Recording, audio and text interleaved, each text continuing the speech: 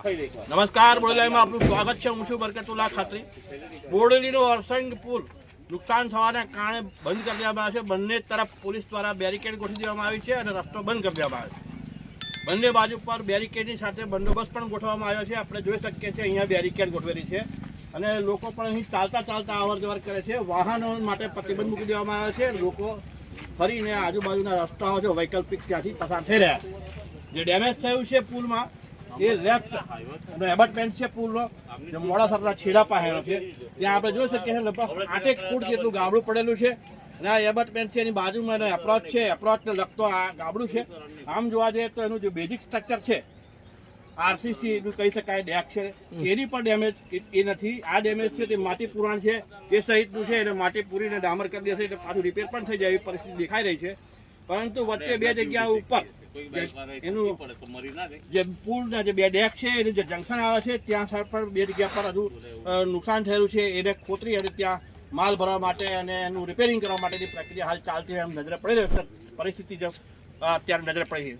આ પુલ બંધ થઈ જવાના કારણે નેશનલ હાઈવે 56નો રસ્તો જે છોટાઉદેપુર જિલ્લા મથકનો પ્રવેશ દ્વાર પણ કહેવાય અને અહીંથી સ્ટેચ્યુ ઓફ યુનિટી તરફ જવાનો રસ્તો નસવાડી રાજપીપળા અને એ રસ્તા ઉપર વરસાદ નદીનો મેઇન જે જૂનામાં જૂનો રસ્તો એની ઉપર આ બ્રિજ અને ત્યાં ડેમેજ થયા છે. 3 જગ્યા પર 6 ફૂટ કામ ચાલી રહ્યું છે અને આપણે બેરિકેડ ગોઠવીને રસ્તો આ ડેમેજ રીતે બંધ કરવામાં આવ્યો છે.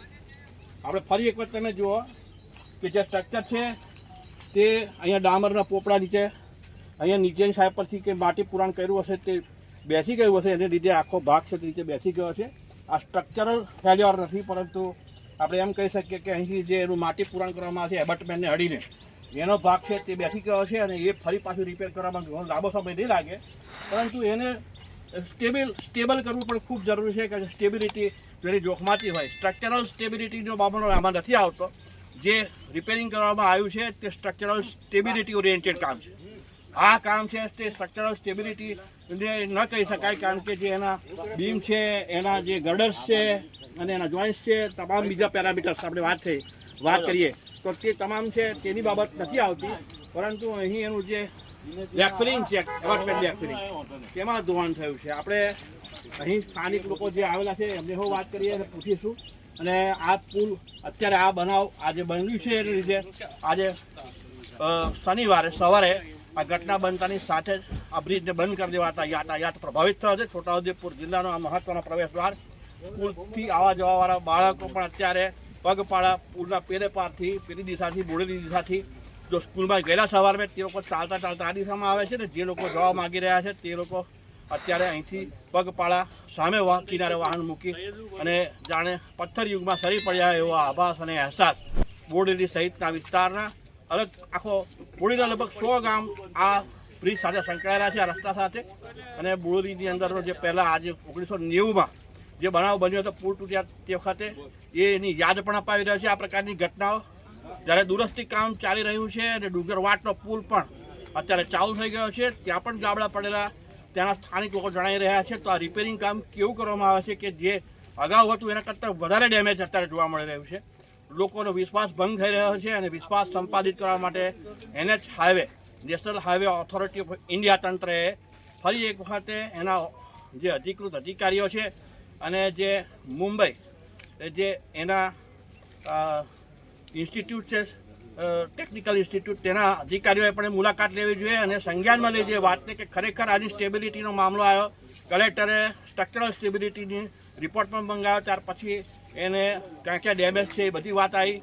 આપણે એમ કહીએ કે જે વર્ષો જૂનો પુલ છે એ વર્ષો જૂના પુલની અંદર રિપેરિંગ કામ કેવી રીતે શક્ય બને એવું એની સ્ટ્રક્ચરલ જ્યારે એના સળિયા સડી ગયા હોય એનું કોન્ક્રીટિંગમાં એવી પણ વાત હતી કે કોન્ક્રીટમાં રેતી વધારે છે તો તેની ઉપર લીપાપોતી કરીને કોન્ક્રીટને સ્ટેબલ અને M35 લેવલ પર કેવી રીતે લઈ જઈ શકાય એ પણ સવાલ છે.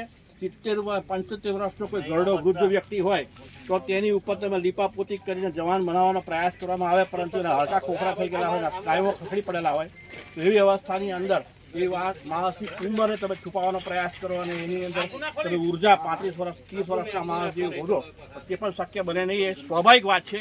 અત્યારે જે લીપાપોતી કરવામાં આવી રહી છે તે લીપાપોતી પણ આજના આ ડેમેજને પગલે ઉગાડી પડી ગઈ છે અને લોકોમાં રોષ છે, કારણ કે આ વાહનો અત્યારે પૈડા થંભી ગયા છે વરસાદના બોડેલી તરફના છેડા પર અને વરસાદના મોડાસરના છેડા પર બંને દિશાની મેં વાહનો જે વૈકલ્પિક રસ્તા પણ આપવામાં આવેલા અત્યારે તો મેરિયા પાસે પણ જે પરિસ્થિતિ છે બહુ નાજુક અવસ્થા છે અને બીજા રસ્તાઓ પર પણ વરસાદી પાણીને લીધે આપણે જાણીએ છીએ કે કરજવાટ પાસેનું પણ જે ડાયવર્જન તે ડેમેજ થયું હતું અને આવી જ પરિસ્થિતિ ચોમાસા દરમિયાન મળ્યું તો વરસાદ રાતે જે પડ્યો મળસ કે લગભગ 32 મિલીમીટર જેટલો પડ્યો 4 થી 6 વાગ્યાની વચ્ચે મળસ વહેલી સવારે અને આટલા વરસાદની અંદર જ્યારે આ પુલ ખુલી જતી હોય તો સ્વાભાવિક રીતે આપણને એવો અહેસાસ થાય કે આ કયા પ્રકારનું કામ છે અને કયા પ્રકારની લીપાપોતી છે આપણે એને ત્યાં તંત્ર આ બાબતોને જિલ્લા તંત્ર સંજ્ઞાનમાં લે અને ઘટતી કાર્યવાહી કરે એવી લોક અપેક્ષા છે. Thank you.